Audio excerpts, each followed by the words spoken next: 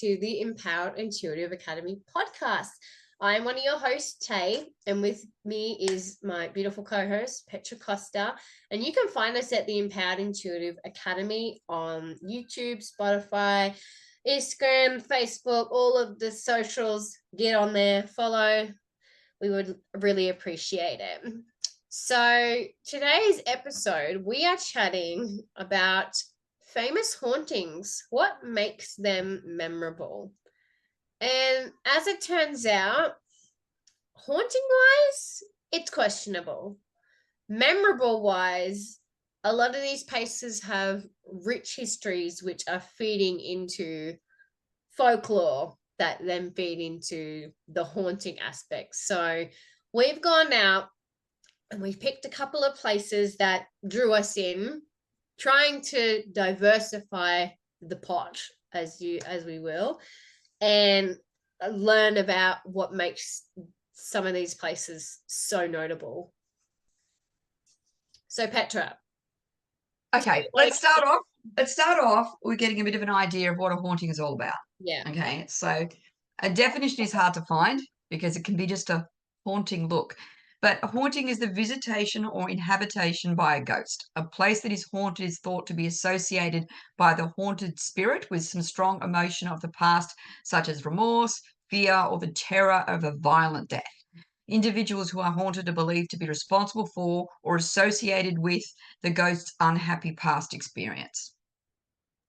Yeah, so no happy ghosts going to be haunted. No happy ghosts. So, the logic there is that, energy released or for whatever reason, the ghost hangs around, and especially if it's got a gripe with you, if it's got a problem with you, it's going to make that more well and truly known by just annoying you in some way, shape, or form. That's the concept of it. Yeah. Beautiful. I'm like dressed to say that I'm 100% behind the do ghosts exist bandwagon. I'm there. I'm on it. Yeah. Completely. What I've been a bit disappointed is when you try to research this, and this has changed dramatically since when we researched actually hauntings, definitions, and all that kind of stuff a year ago. All I can find now is lists. The lists of the most haunted places and the lists of this and the lists of that. Ending blog posts of one blog post haunted places, and it's just the same place, same shit, different day. Yeah. And trying to get down to the nitty-gritty of it, of obviously if these places are making all of these lists of being so haunted, there must be a certain level of investigation that's gone on, even if it's just TV shows and whatever, send their people in. Yeah. And you got to worry when Netflix series seem to be the most reliable information source that you can come across at this particular point in time. First port of call with this research was, okay, what places have been actually explored by well-known paranormal investigators? Like my first port of call, because like we wanted to go all over the world, so I went Ghost Hunters International, and there was always one episode that stuck with me, and it was the very first season, and it was about Lyfjaberg Abbey in Italy. And the episode was, it just stuck with me because they had experiences from the minute they stepped into the place. Yep. And it also has like a rich history of just malevolent energy and entities in the place. And Italy makes the list quite a few times for quite a few different reasons. Yeah. Quite a haunted place. Yeah. So what did you get? What did you get there? I may as well chat about Lyfjaberg since I brought him in. Let's do it. Yeah. Lyfjaberg, as I mentioned, was investigated by GHI, also known as TAPS, paranormal investigation groups, and it was aired in their Evil Unearthed episode, season 1, episode 2. So like right early in the season, and you're going, oh whoa, okay, this will be good. So Lyfjaberg Abbey was actually founded in 1123. It was gifted to the Cistercian monks that had immigrated into Italy. And Cistercian monks are like really devout, strict Catholic friars or nuns, and they're very heavy on like connecting to God and being self-sufficient and stuff like that. And Lyfjaberg Abbey actually ended up being like an agricultural base and like a religious center for the community, and they predominantly farmed like rice and grains and things like that, and they still do it to this day, and the land is still governed by the ancestors of the original landowner that gifted the Lyfjaberg Abbey to the monks. So Lyfjaberg Abbey was built in 1123, and the had a pretty standard 500 years after that of just, you know, practicing their spirituality, farming, doing what they do, building their communities, doing what they do. And we get to the year of where is it in my notes? We get to about the 1600s, 1700s, where shit just starts getting hectic. So there were reports that there were a bunch of young girls who started to become influenced by the devil. And then their bidding for the devil was that they were to sway the monks over to Satan. And so then we get these satanic monks who start being corrupted, like these Cistercian monks be corrupted, their rituals turn satanic, and then lots of weird ass stuff starts happening after that. Like there's reports of torture and criminal like accusations being done in this one room, this judgment room. And there is one of the phenomena that's supposed to happen there is that there's a pillar in the middle of the room, and it cries due to the atrocities done in the name of God in that room. There's murders that take place. There's reports of molestation and sexual abuse. So everything just, the cross flips pretty much. It just turned to shit. Yeah, it turned to shit. And one of the other stories there is that apparently in the crypt below, called the Marias Crypt, there are abbots that were buried, and they were buried in a sitting upright position. I think this is ringing bells of that movie with Russell Crowe in it. Yes, yep. Isn't it? Yep. So they were sitting upright in this circle, and it was believed that they had contained a great evil in the and that the monks were buried there purposefully to keep guard. And one of the weird phenomena with that is that they actually naturally mummified over time. Now, one could say that that's because they're in a dark crypt, they're not getting exposed to sunlight, there's no moisture, so they're just drying out, you know, naturally. You see that throughout, you know, a lot of archaeological finds and things, but just with the association of the devil being the devil and Satanists and molestation and the church did not want anything to do with it. The Pope did not want anything to do with it. And so Pope Pio VI actually closed down the abbey 100 years later, 1785, and excommunicated the people that were there. Yeah. So Lyfjaberg Abbey was just abandoned pretty much. And to this day, people go there and they, you know, they report lots of paranormal phenomena, seeing shadows, the pillar crying, hearing voices and screams and things. And even on the episode that I watched, like they were getting touched and they caught like various EVPs. They were seeing shadows in the crypt. They were allowed to go into the crypt. So it's like a small place. Yeah. But it just seems to be like the nexus of an apparent evil. And look, that seems very, very similar to the Pope's exorcism. I'm like trying to Google it while you were speaking as to whether there was any link between the two. And I haven't gone on top of that yet, but very, very similar to that movie. But of course, there we're talking more about the devil, you know, coming and subverting man through the wily tempesturesses of these young women. Of that too, like, you know, 1700s, we're entering witchcraft territory. We're in trials. So would we count that's not really haunting per se? That would be a demonic place that's been literally made into an evil zone. Well, that's If the you thing. believe in that shit. That's the thing. Who can say whether it is haunted or not? It sounds like to me that it's not so much of like a human spirit haunting the Yes, that sounds like it's an entity or entities. entities like having Yeah. a nexus that has been made due to influence and evil acts that have been done. Mm. Um, And this is where a whole thing gets confusing because when yeah. you're looking into hauntings and paranormal investigations, defining what we're looking for Mhm. becomes really, really difficult. Yeah. And I found this in a lot of places. It seems like when one thing goes wrong and people start experiencing something, they can be linked to other things. So I'm going to quickly jump over. I wasn't going to do this one next, but I'm going to go do this one next because it cross ties into that. Yeah. So there's this forest in Romania. I'm not going to be able to pronounce it right, but it's basically been dubbed the Bermuda Triangle of Transylvania. I think it's called the Hoy Baku Forest.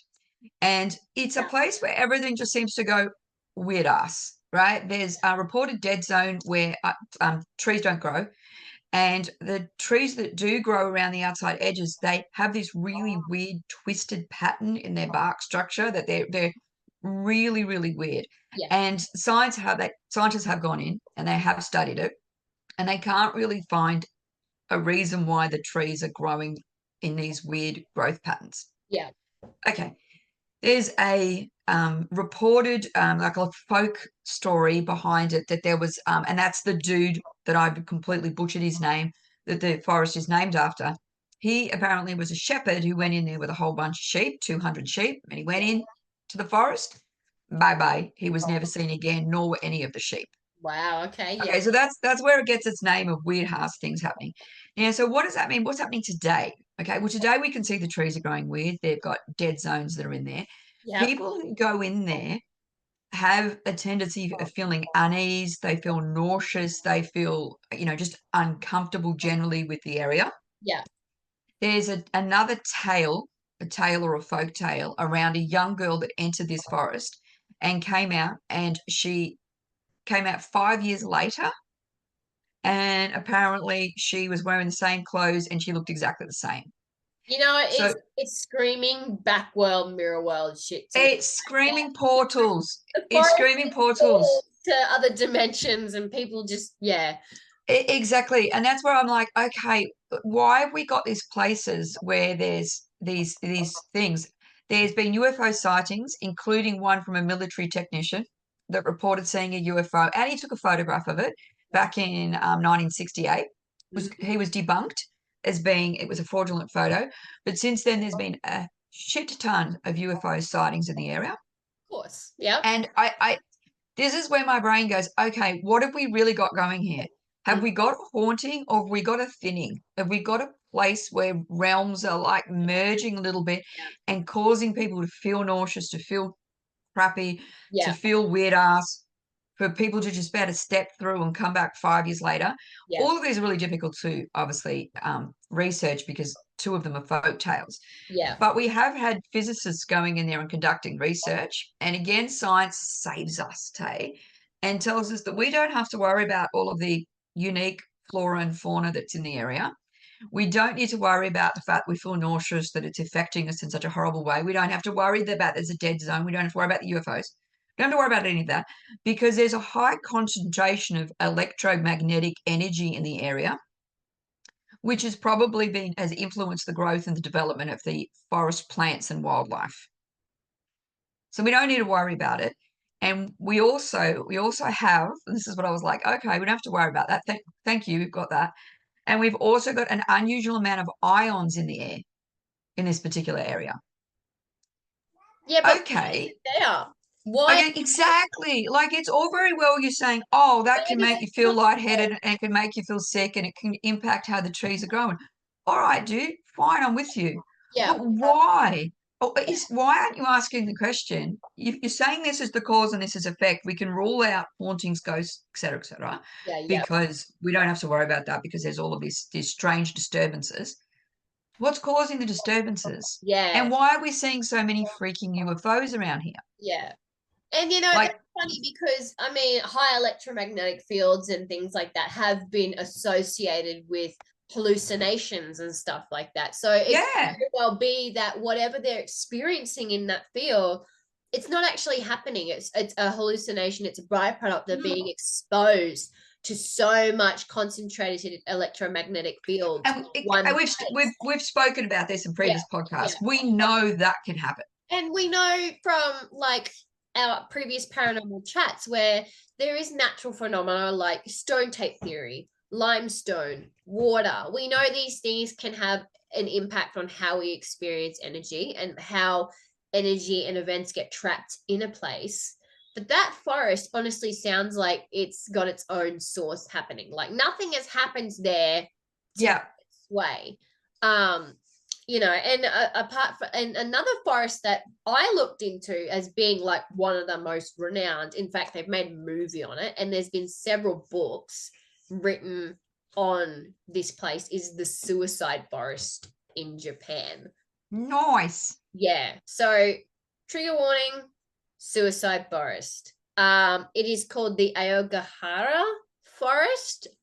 Sorry if I butchered that, I'm not Japanese, although I am a mad fan of anime. Goodbye.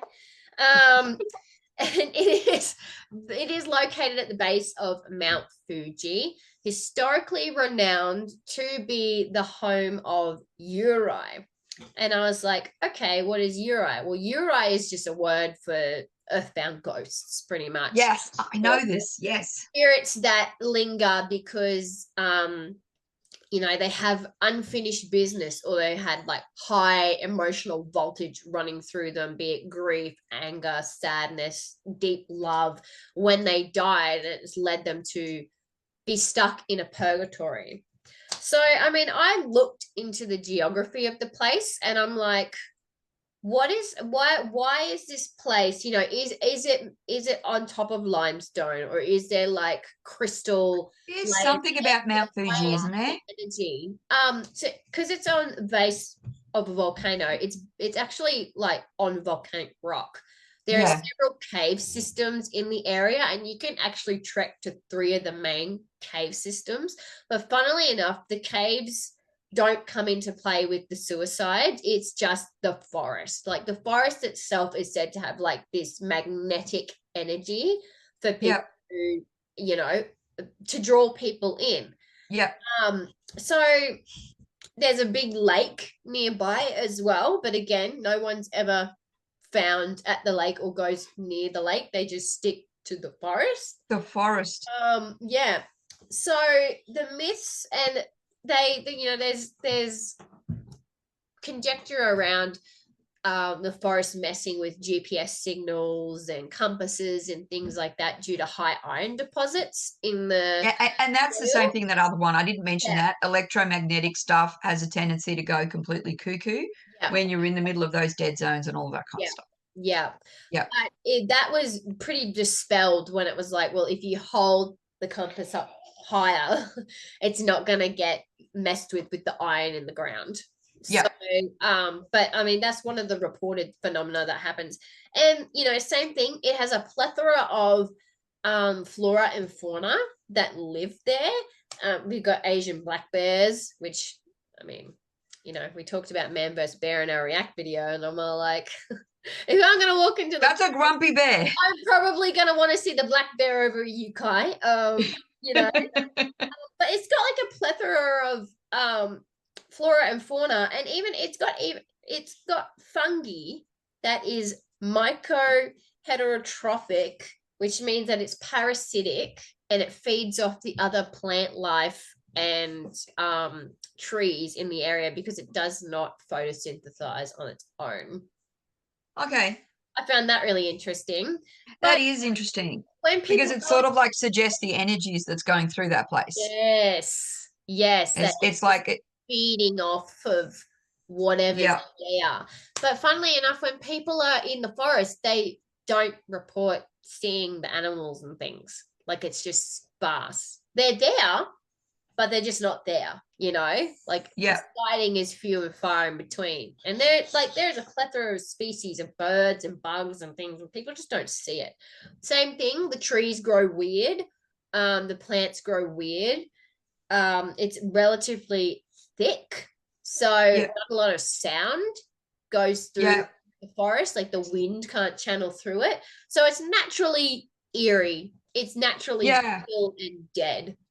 And again, this sounds to me, again, because I'm an expert in this sounds more like an energetic place that it's drawing something to it rather than what we would traditionally think of as a haunting. But here's the thing, right? So they believe this is where we start to get into the people association. The people Then aspect. we start, contaminating the field a little bit.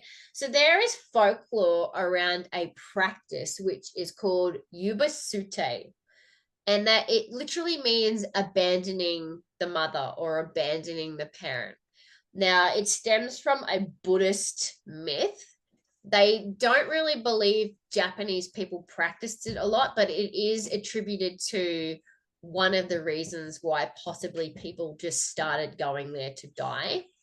And Yubasute is the practice of abandoning your elderly parents in the forest, leaving them to die because they become too burdensome.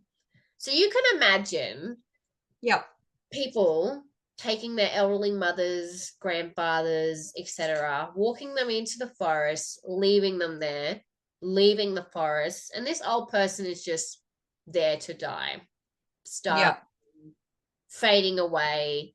And it's called Senocide, which is, It's even got a name for it. Yeah, it's even got a name. But they believe it's folklore, but then I'm like, how much of that is just covering up a really ugly aspect of like a terrible practice. Yeah, of history. I mean, at least the Spartans were honest about throwing babies off a cliff. Yeah. So, but this would lead to a terrible amount of yukai, right? Yeah. Haunting the place. So these yukai are trapped there. And this is the process of Japanese afterlife, right? So yukai is actually begin as reikon. So we can think of that in terms of like reiki. We've got reikon, which is the spirit soul of the person that leaves the body upon death. That reikon hangs around in a little bit of a purgatory until funerary rites and post-funerary rites are completed. And once those are completed, then they are allowed to cross over and become an ancestral spirit. And usually when that process has happened, they become protective ancestral spirits. So they stick around to guard the family, the home, the land. They're good spirits. They have their shit's resolved. But you can imagine if you're leaving people in a forest without funerary rites or post-funerary practices being performed, you're going to get people who are extremely emotional upon death. They've got unfinished business. They're revengeful or hateful. Especially if your culture is that you require that. Yeah, exactly. It is. And that's where I think this comes down. I really do think a lot of this comes down to what your expectations are, because obviously I don't give a toss as to whether I have any funeral rites done over me. I really don't care. So I would have no reason to be vengeful if I didn't have those rites performed. Yeah. But if I have been brought up that my culture is that this is the natural part of it, and you're putting my spirit in a place where it might just hover, that's obviously going to impact that. I would suspect. Yeah, absolutely. Your soul is like, well, I can't go anywhere because this has not been done. Exactly. So these souls build up over time in this place, and it kind of like what happened at Lyfjaberg Abbey with the horrific crap that was going on with their cult bullshit. They're creating a nexus, like a nexus of energy. Yeah. People in, maybe initially to be like, someone give us a fucking funeral. Someone give us a funeral so we can leave this place. Yeah. Like even Buddhist monks. Or maybe they're not even attempting to draw anybody in. No, because it's just energy. Because moths go to a flame. The flame doesn't give a shit about the moth. Exactly. The moth just wants to fly towards the flame. Yeah. It's Yeah. not as if the flame woke up with an intention of saying, oh, how many moths can I get today? Yeah. And if you're in a liminal place, like if you're in a place between life or death, or you're naturally sensitive or whatnot, of course you're going to be drawn in. Yeah. But they've even got like little altars and things set up throughout the forest and things by Buddhist monks to try and appease the yokai in the forest, that they will, so that they will supposedly stop luring people in or taking people. And not to, this is before we even get to the suicide stuff. So the suicide stuff, these, well, sorry, what are they called? They become something, when they become yokai, they are a bridge between the physical and spiritual worlds because they have not passed on. So therefore they can manipulate the energetics around them whilst they're in that state. In both realms, I And would suspect. until that unfinished business or whatever has been intended to, they can't re-enter the cycle of reincarnation. So they're stuck there. We get the suicides, which is actually really incredible. Like, I actually can't believe how many people they've found since the 1970s. They do annual body searches in the forest for people. Most people go in there. Not everyone goes in there to die, but a lot of people go in there to die. They find them either overdosed or most likely hanging. What kind of numbers are we talking? They're talking, well, in 2003, 103 bodies were found. Oh. In 2002, 78 bodies were found. We're talking big numbers. Talking massive fucking numbers. Like, this is, it reminds me of that drone mentality of people just walking off a cliff. Like, Or the lemon, what are they called? What are those little animals that just all go? yeah. Lemon. They're called lemons, aren't they? I can't remember. Anyway. But 2000. That's crazy. 54 bodies were found with over 200 suicide attempts. They've actually got signs set up throughout the forest to say, your life is important. Please reach out for help. Oh my goodness, that's horrendous. Yeah, so that is so something's going on. Yeah, something's going on. Something's going on. We just don't know what the frig it is. And as I mentioned, there were books written about it, but fictional books also written about it, where characters had visited the forest to die, and then there was like an outbreak of women going into the forest with one of these fictional books. It was called Tower of Waves by Seiko Matsumoto. I probably butchered that. Sorry, bruv. And it was like a love story that ended badly. The main chick goes into the forest to die, pretty much. But and again, you can glamorize it. They found skeletons of women who went into the forest and used these books as pillows for their bodies. They found skeletons. I get it if you've got someone who's feeling thoughts that they, no one wants to feel, and then you've got to do it, and you've had this at the back of your mind, you would flock to a place like this, right? But that can't explain all of it. It can't just all be people just wanting to go ahead with that kind of stuff. Yeah. All right. So in that sense, please tell me you've got no more on this one. I really don't like this one. That's pretty much the end of that. But my final notes is that, it's either one, the place is already energetically charged and geared for that reason. I can't explain that with the geography or geology of the place. Not even the bodies of water or the caves seem to influence the phenomena, because we don't find people there. We find them in the forest. Even to the point where they're going, stay on the trail, because people have found like bones and clothes and just it's littered. So was it already energetically charged, or is it this phenomena of people going in there and again creating an energetic vortex just through the shitty actions and the constant amount of death? It just souls building up in a space that leads to the phenomena. That one's a horrible one. It's horrible. It's funny because I had also come up with research when I was doing this about the, however you pronounced it, Uri.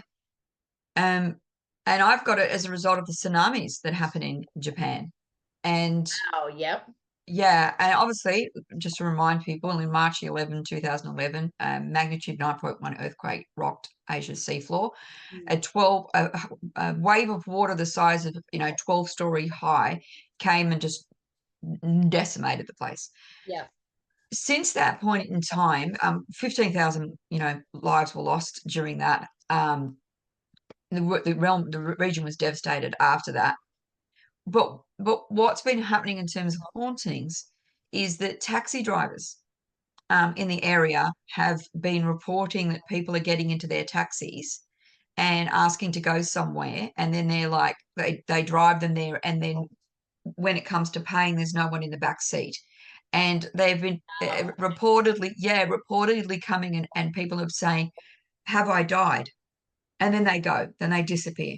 Now, this has been happening so repeatedly Yeah. that many people have studied it. Like, people have gone there. A British reporter, Richard Lloyd Parry, went and explored the phenomena, and he wrote a book about it. So he might just be, banging on about it because he wants to sell copies of his books.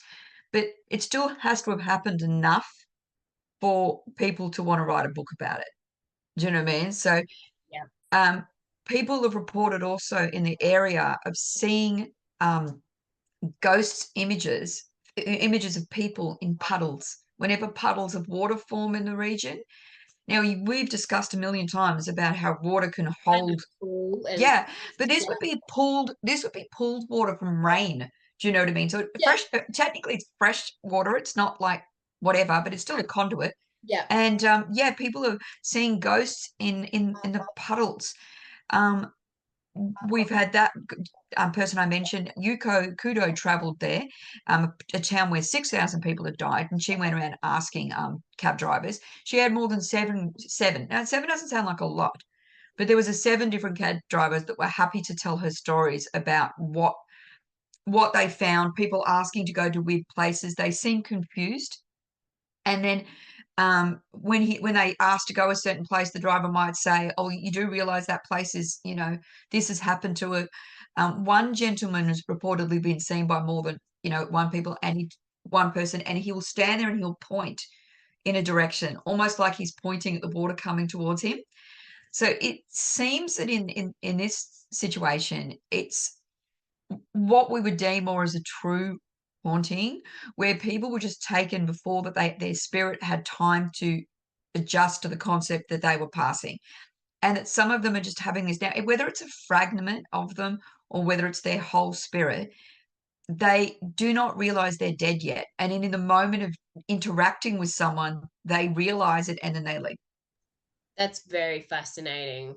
And I think that's where my brain it makes sense of it, because it's almost like an imprint. Yeah. It's almost like a fragment of you, Yeah. the bit of you that just went, this can't be happening.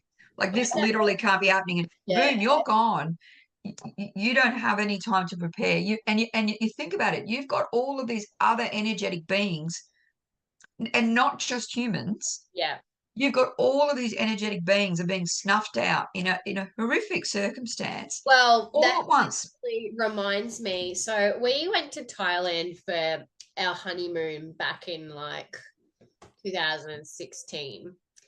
And like this is post tsunamis and everything. But we went Yep. to one of the beaches that were like full on hit by the tsunami. You couldn't go beyond the beach because there was just litter and that's still everywhere. But I remember it so, I can see it right now. I can feel it right now, even though the whole place felt like nothing.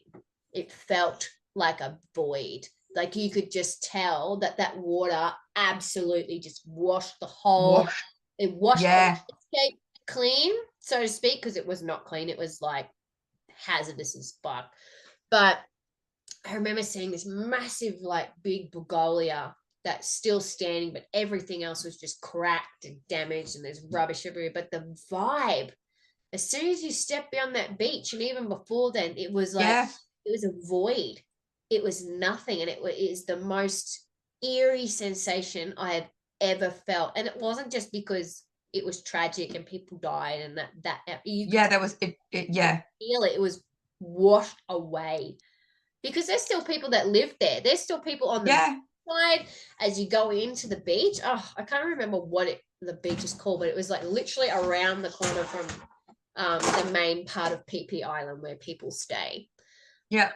But yeah, and there's people up on the side of the mountain rebuilding their houses and things like that out of the scraps and shit left over from the tsunami. But I just It's just crazy. And there are even reports that there was one fire station that keeps receiving incessant calls um, about, requiring help and all of that kind of stuff.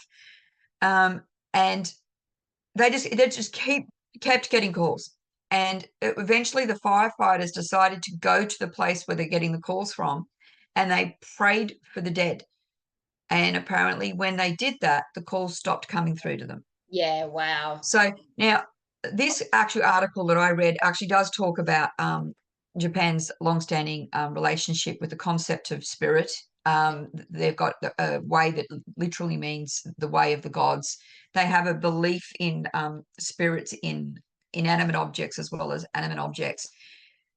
I wonder how much our belief system impacts how traumatized we are by sudden or violent death. Do you know what I mean? But Yeah, and how much do the people that are still around, are they impacted or more sensitive to picking up on these vibrations because they have a belief system that feeds into it? Now it could all be psychosomatic. We could be all feeding into this stuff, but mm. surely your belief system would impact your ability to pick up on this if there's these people. Like how I just can't imagine how traumatic Yeah, this like would we're be. geared towards being sensitive towards that sort of thing, and it makes it even more of an emotional subject when brought up. Like a lot of people go, oh, the big thing of, oh, they we don't have a body to bury, like we that need for closure and Yes, need to put yes, the person to peace.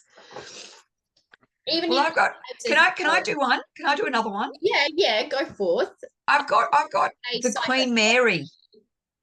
we even have a cultural belief now, aside from spirituality, psychosomatically, where capital T or little t traumas actively impact how we feel and think, towards violence and death scenarios and stuff like that. Like we are more vulnerable and susceptible to that, even aside from spirituality. So I think just that belief in itself that you are supposed to be impacted by some things in a certain way is fuel enough.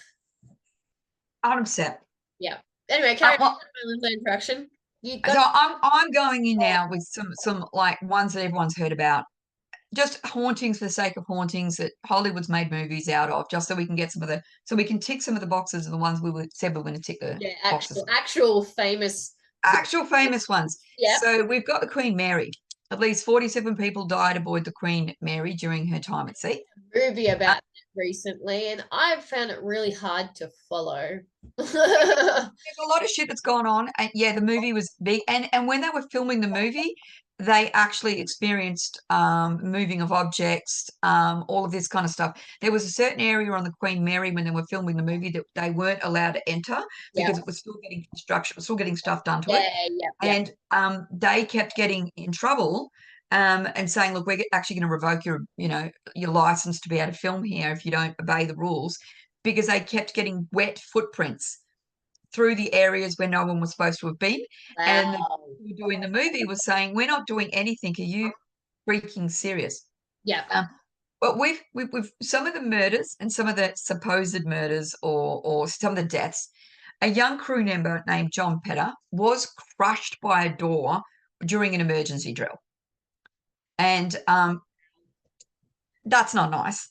And people apparently he comes up behind them and asks them, he just whistles as he's walking around. yeah, But because he was, in engineering and all that kind of stuff, apparently he asks people for a wrench. Occasionally people get asked, have you got a wrench?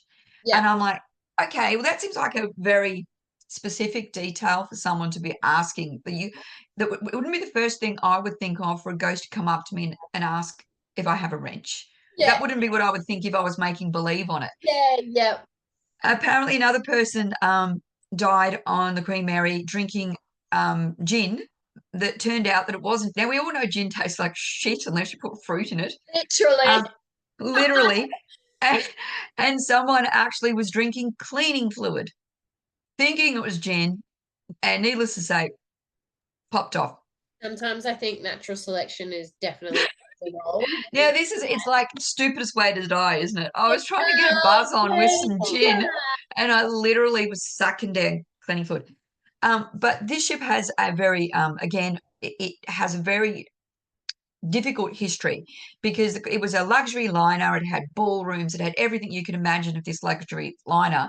But during the war, it was commissioned to actually transport soldiers, and it was repainted. All of it, everything was ripped out of it, and they were cramming soldiers in here. 15,000 soldiers were crammed into the space that normally 2,200 people would be in. They would literally have to take sleeping in turns so that people could lie down, and the rest of them would have to stay standing. Very similar to what we people did to transport prisoners. They were actually having to do that for their own safety to get them out of there, which obviously people died because of heat exhaustion, etc., etc. The Yes. Queen Mary also then crashed into another ship, which is I always get it wrong. It's the Blue Drink. I always call it Curacao, but it's Curacao, I think it's called. And it basically was the name of the ship, and a whole bunch of people were killed in that. And this is where I get annoyed, because it's like, why can't we get the number on that? One website tells me it was 329 people that died. Another one said it was 239. So someone's transposed a number somewhere. I think we should be a little bit, this people's lives here. Please get the numbers right. But Yeah. it's got all of this shit going on. So there's a haunting. It's supposedly haunted by over 100 spirits. And the most infamous being the spirits that is in stateroom B340. Now, 304, this particular room causes people a lot of grief. They have people are beating on the door. They can hear people screaming inside of the room. Apparently, one person was locked in that room after he'd murdered someone, and he was locked in this particular room. And when they found him, his body was mangled and he'd been ripped apart. I've only left that in there because it sounds like a good bit of Hollywood drama. I Yeah. couldn't Yeah. find much to back that up. Yeah. But what Yeah. I can find to back that up, I've got to be honest, it just sounds great. Like These a murder is put in the artists, room. people taking creative license on, they've got like a skeleton outline of things that actually happen. Yeah, And we see it on these like ghost hunter shows all the time, because usually all the time. they will go in with their own researcher and be like, okay, what happened here? And they're like, well, none of that actually happened. None of that happened. Person didn't live here. But what we can say 100% is that people do report going to that room and feeling sick and dizzy, disorientated. They hear strange noises. There's strange sounds. They do pick this up. It has been picked up on recordings, but obviously it's an old ship, so they can't actually prove the existence of anything based on that. Taps apparently turn on and off at their own whim. This room, it was so much disturbance that was going on because this ship was turned into a hotel. So it was put a dock and turned into a hotel. That it was actually closed. This stateroom was closed for over 30 years because the amount of activity that was happening. And then they effectively said, can't beat them, join them. And they opened it up as a place where people can visit for hauntings. Yeah. But the haunted areas on this ship is the swimming pool, and a young girl did die in the ship's swimming pool, and she actually also inhabits a room, and she doesn't like being photographed. Apparently, when they take you on the tour, they say this is the only room that we don't like you to photograph because she doesn't take well to it. And a reporter that was doing an assignment on this actually went into the room, and he forgot, and he took a photograph, and then he was like, "Oh my goodness, I've gotten pissed off someone." Yeah. And he apologized to the room. He said, "I'm so sorry, I just forgot." And apparently that night when he went to bed, he woke up being hit, what he believed he was hit with a teddy bear. And he woke up being hit by a teddy bear, and he didn't know if he just had dreamt it or Yes. not. But they have sent paranormal investigators in here Yeah. to test this area. The investigation spanned 18 months. All of the state-of-the-art equipment. Of course, it could not. Medical doctors, researchers, chemists, all of the above was sent in there. Although the Queen Mary averaged 3 events per hour, 60% of these resulted in explainable factors. Now, let's remember, to science, an explainable factor is we've got high electromagnetic fields here, or we've got a lot of ions in the air. But 40% remained anomalous, that they cannot find a reason for. So I found that I gave that one a tick of sounding like that's pretty cool. And like I said, when they were there's actual gathered evidence. A lot of, and this is the thing with this research, a lot of places it was just like, oh, it's haunted, and then it told you about all the horrific shit that happened there, and then you're like, okay, well, what's happening there? And it was like, oh, maybe some bangs in the kitchen, or like a voice whispered to me once. Like I was sort of more like, okay, there's got to be a plethora of evidence, you know, enough to convince paranormal crews to actually go in there and then if I had to, if every place where I felt queasy and nauseous was haunted, well, it's the whole world. Literally. And I wonder how much of that is suggestible as well. Like people have felt queasy and nauseous, and then people go in there and like, oh, I'm queasy and nauseous, you know, like they're expecting to feel that, and therefore it's and let's remember, you are on a docked ship. Yeah. There is something called seasickness. So exactly. People, I'm just saying, but what I think is interesting though, if you're really trying to investigate it and you're going there trying to pick up sounds when you've got your, you know, really sensitive equipment with, you know, cameras and all, you know, time-lapse cameras and photography and all of this kind of stuff, surely there must be a point where we can rule out the sounds that are normal to the sounds that aren't normal. Yeah, you would have a fine-tuned ear, being like, you would think you'd be able to differentiate between that. But can I do another one? And I've got to do this one because it relates to Stephen King. Okay, you can do one more, and then I have one where there's actually lots of evidence. Okay, I'm going to go really quickly on this one. Okay, I promise I'll go fast.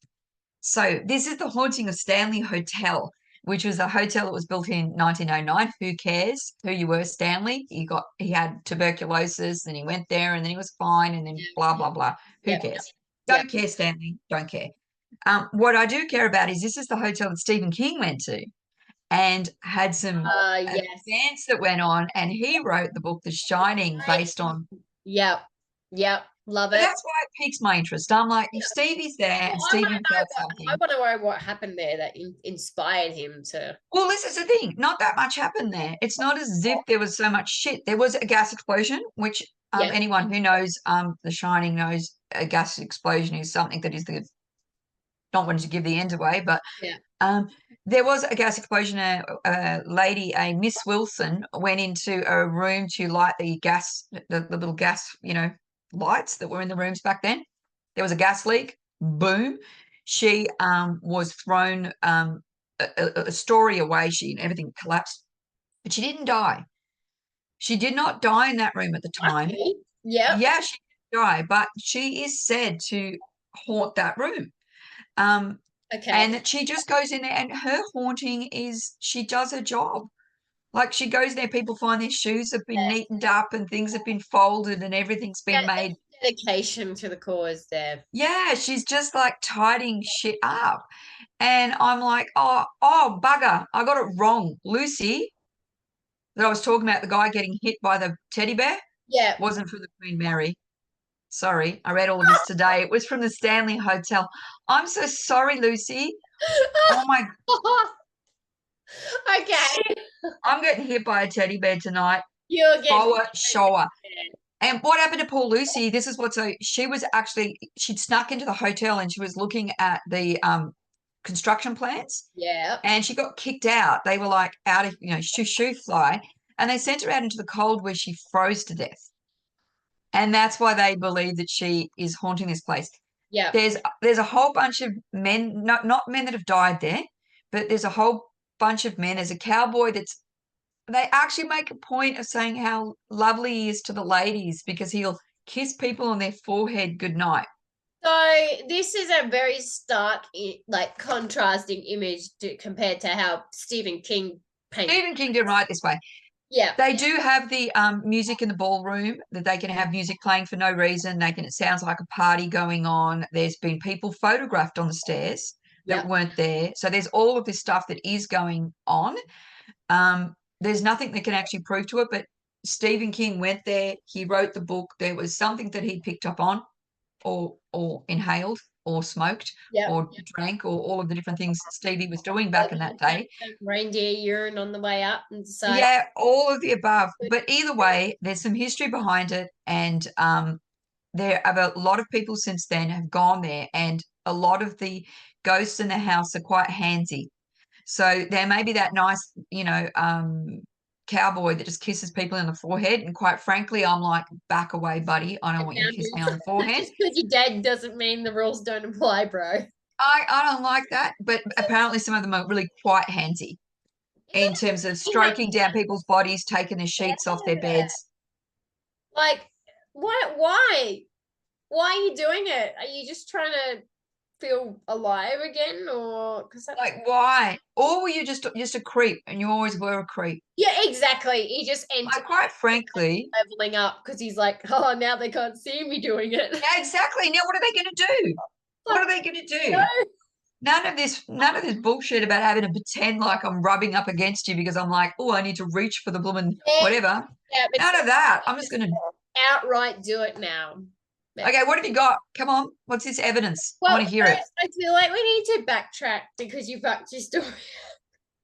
What?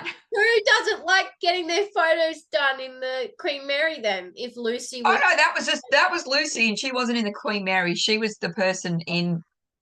okay, so did the journalist go to the hotel and take the He photo? did. He went to the hotel. He didn't Okay. go to the Queen. Or Yeah, was that's that just me. Sorry, that's just me cocking it up. right? So It was a big day of research. Sorry, people. clarification achieved. It's all good. Yeah, Well, my mistake, Lucy. one place that I did end up taking lots of notes on was the Port Arthur prison in Tasmania. I've been there. Yes, this place is quite renowned for its paranormal and activity, and a few people have gone through and caught some really cool stuff. And the people who work there have had, and tourists have had experiences in the penitentiary. So, and I went back to Ghost Hunters International because they did a big episode on it when they came down. And I always love finding the ones that are in Australia because I'm like, you don't And there's a lot of them. there's a lot. You only just hear about the American ones. There's Eastern State Penitentiary and Waverly Hills Sanatorium, and yeah, we know about those. Let's go local. Yeah. So this prison was built in the 1800s. It started off as a timber mill, but then because they were using so many convicts in the labor, they turned it into a prison.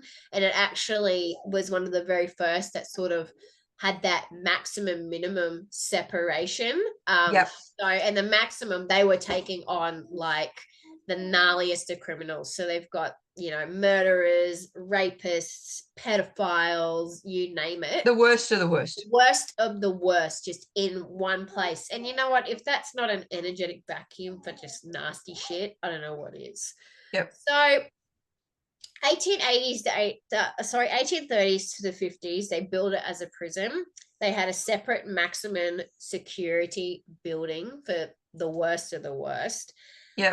And the prison ended up closing down in 1877.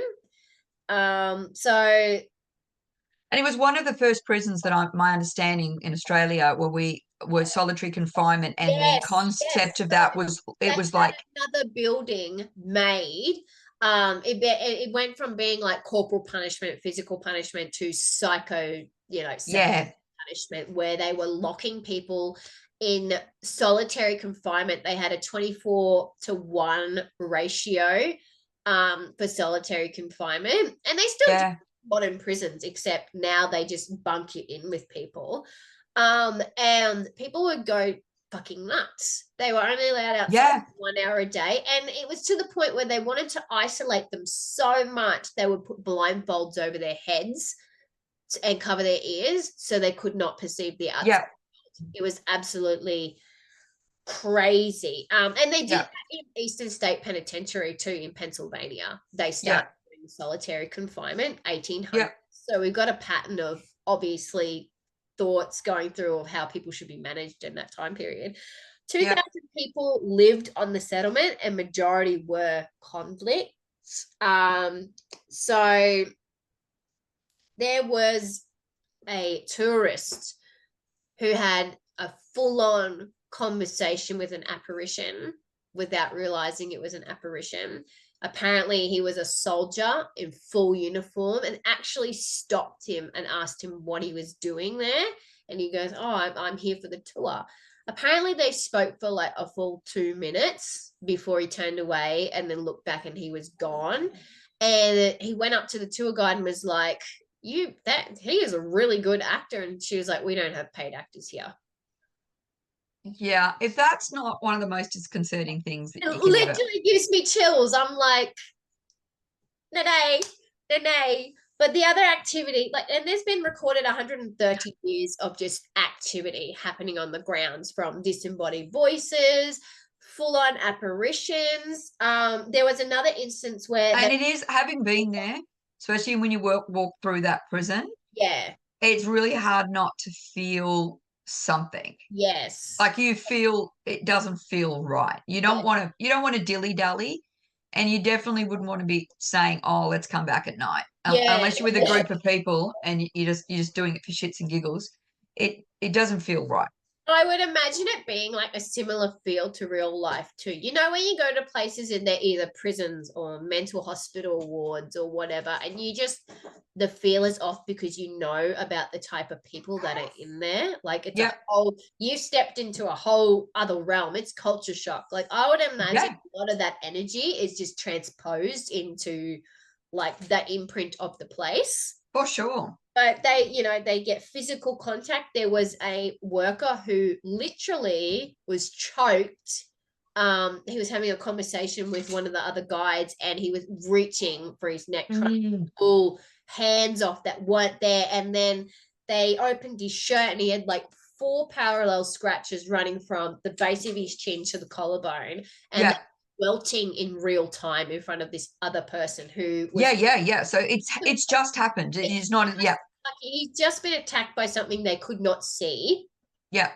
You know, and they had another person there who they were holding a tour and they were in like the doctor's area, where there's supposedly a lot of gnarly, torturous body dissecting stuff happened. I can imagine they were really there for the prisoners' well-being, health and well-being. Yeah. I think it would be a lovely place. Doctor, aka no one gives a fuck about these people, so I can do whatever I want. If I want.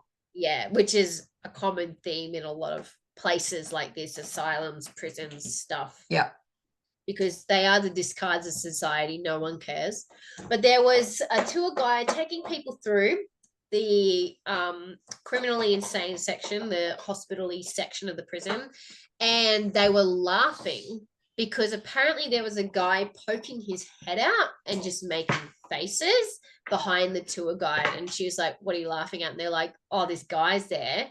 Look in the room behind them. No one's in there. He's not in there. They're going around, and later on, they actually were able to identify who it was, like the man who was poking his face out. And his name was John Gould.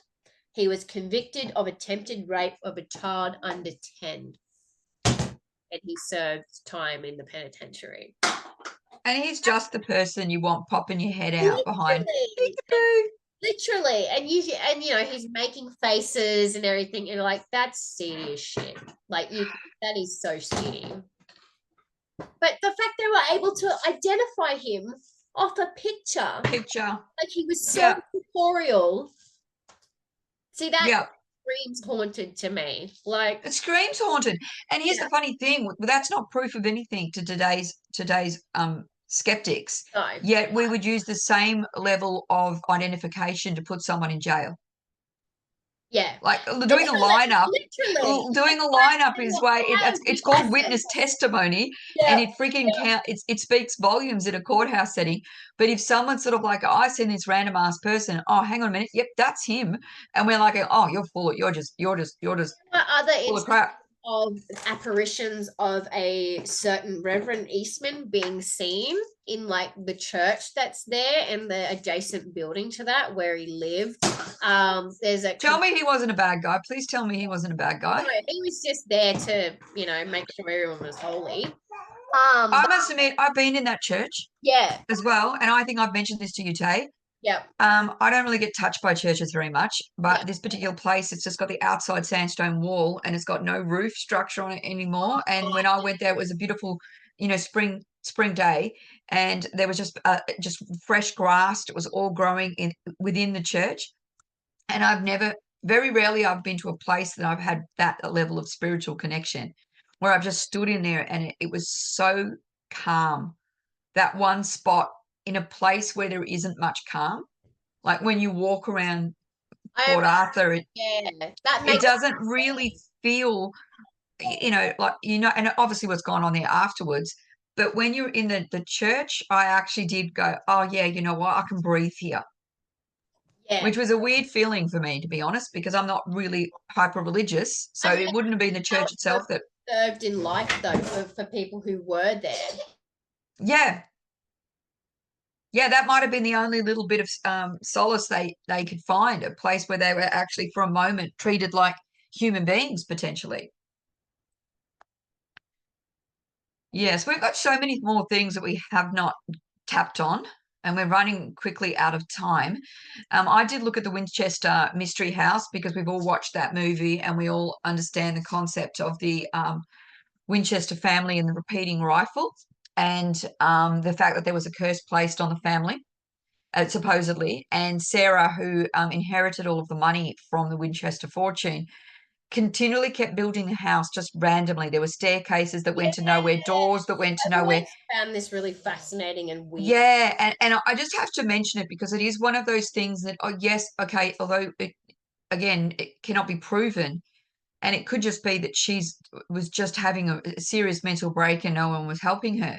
But she actually just continued to build the house, because if she continued to build the house, the spirits of the people that have died using the Winchester firearms wouldn't be able to get her. That was the belief system. And she was told that by a medium that came and said there is a curse on the family. So she just literally kept building and building and building and building and building. And she was in the house when an earthquake occurred, and ran from room to room to room because she thought that was their spirits finally making a play for her. And really weird ass stuff. It was fascinated, obviously. She was fascinated with all things esoteric. She was obviously into that kind of stuff. 13 bathrooms, the windows had 13 panes. She was convinced that the number 13 would be able to help her. Yeah, Um, and so she built that into it. And obviously now it's the Winchester Mystery House, and people go and visit it, and it has been, researched, but just weird ass, just like weird ass, and the amount of people that have been seen within the house. And obviously, most of them are people that supposedly died as a result of being shot with a Winchester firearm. that's interesting because it makes me wonder, right? Yeah, okay, if there's a curse on the firearms and the family and everything like that. I wonder if she'd never built the house like to accommodate them where they would have went. You know, Yeah, exactly. is she intentionally just trapped and like lured those spirits there And or obviously, some people would say that it's a guilty conscience, yeah, that, they say profiteering off, she obviously believed she was profiteering and she inherited all this money from people dying because the gun was used in wars, et cetera, et cetera. But either way, it comes down to this concept of where do these things stem? And I think why we're having trouble of debunking it or proving it. And I will just point this one thing out because I'm not going to go anymore because I could go on this for ages. But I found it really interesting when I was looking actually into how they investigate these things, etc. And they say that the reason paranormal scientists often find proof that they see evidence, etc. I'm going to say etc. one more time in the next 2 minutes.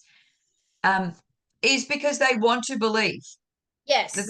they want to believe, and they're looking for evidence to prove what they need to prove. And this Noah Lee, who's head of the paranormal investigations of Milwaukee, basically is stating that we don't go in there with that mentality. We go in there to debunk first and prove anything else later, and that's reflected in our investigations. I just want to give you a bit of a tip, Noah. That is actually the definition of bias.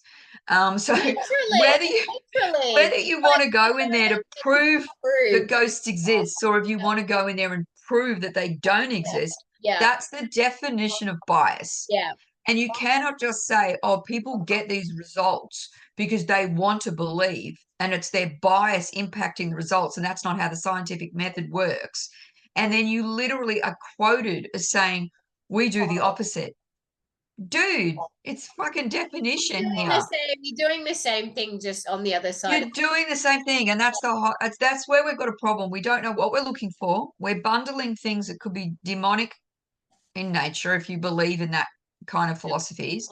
That might just be little records of people's trauma that we're picking up on, that with the stone tape theory, that we're just picking up on what they experienced, that there's no real interaction. Then you've got instances where someone's actually physically interacted. They're asking a cab driver, or they're talking to the person on the tour, why are you here? Can you hand me a wrench? Can you please drive me? There's level interaction. Considering we don't know what we're researching, it makes it really difficult to debunk anything. It's not a confirmed science. All of this is just beta testing for the actual, study of. And I mean, we're just collecting data at this point. And I think the places all the shows or whoever I'm drawn to when it comes to this type of thing, I'm drawn to more people who have an open mind. They're like, it could be paranormal, but not everything is going to be paranormal. Like, they're a bit more realistic. You're like, okay, that tap's running because it's like needs a new washer, Yeah, exactly. And believing in the potential of that ghosts exist doesn't mean you think this ghost exists. Yeah, exactly. Like, just because you've had an experience and you're open-minded to the concept, doesn't mean that when you go into a place, you're going into there with a bias of hoping you find a ghost. Yeah. And it's funny, those ones that try and go, debunk, they're actually really going in there to have an experience. They're going in there to, they're psyching themselves up. And a lot of them do. They're there for the thrill. They're psyching themselves up. Whether actually something is happening or not is beside the point. I can't deal with these ones on YouTube and that, but they're like, what was that, dude? What was that? And they're going with the cameras and everything. It's like, said that you and I have done similar to that about 3 times in our podcasts, where we'll be talking about spooky subjects and we're just like, oh, did you see that? Yeah. It's not like we're going, whoa, what was that? Whoa, man, take the video back, Tay. Look at that. Look at it. Oh. Wow. I know, man. That was great. No, exactly. Exactly. But I think until we can actually start separating out what we're looking for, what's going on in the suicide forest and the Bermuda Triangle of bloody Transylvania, what's going on there is not the same thing that's going on in the Stanley Hotel. Or the Queen Mary. It's just not the same thing. It's not the same thing. It's just literally not. It could not be further away. And going in there with the same premise that it's about a haunting or a ghost, when it's about distorted energetics that could be ley lines, it could be whatever. And we're getting all the tech. We're getting more, clever with our stuff of measuring things. We're not just going in there measuring temperature. We're measuring ions in the air. We're EMFs, all of these different things. Science, and I suppose all of this stuff is just data collection, and we need to refine our categorization of what's actually happening in these places, and maybe they're famous because of the shit that's happened there, not necessarily the haunting is just in itself. You've got the Bell Witch. You've got all of the ones that Conjuring series was based on. The place is gonna be haunted. No, shit happens. Murders happen. People do horrendous things to people. And, a sensitive person might be able to pick up on that, but that doesn't prove that doesn't mean the place is haunted. Yeah, It, exactly. it just doesn't.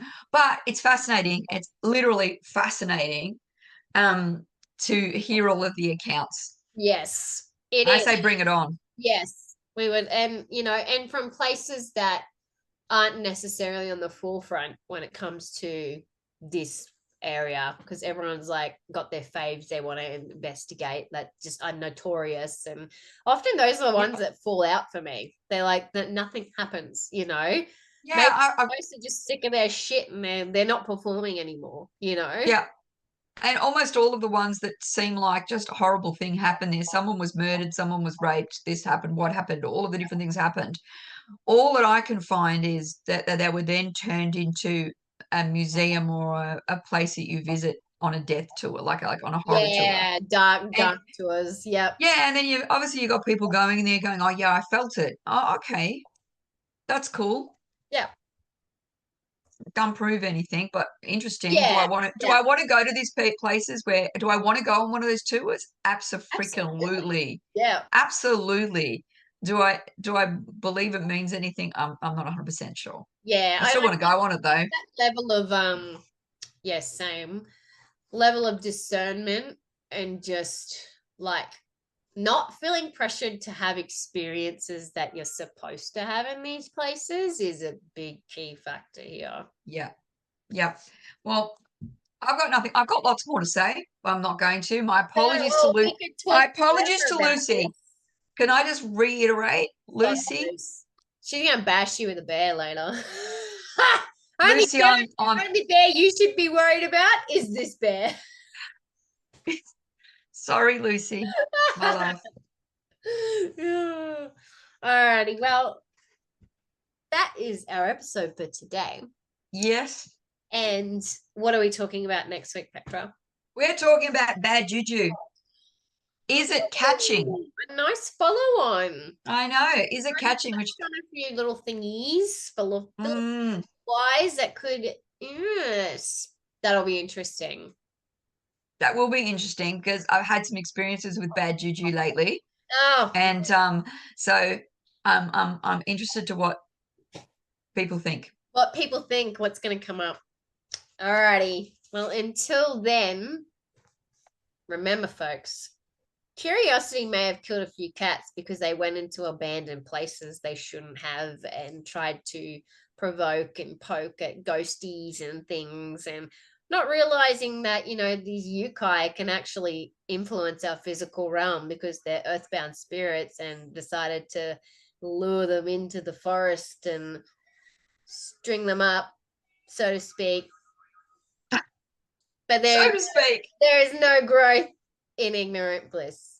So please stay the fuck out of these places. Be respectful to the dead, and be discerning in your experiences. 100%. I've got nothing more to say on that one. No, I think, and good topic, interesting topic. No fluffkins or kittens were harmed. Harmed in the making of this episode. Yeah. So very much fun. Disappointed in the internet and the superhighway that has now become like a clogged up bloody traffic jam, but because there's so much fucking shit on it. But note to still, blog writers, go and find some new information. Go and widen your research pool. Copy and paste is boring. 100%. All right, everyone. Bye. Bye.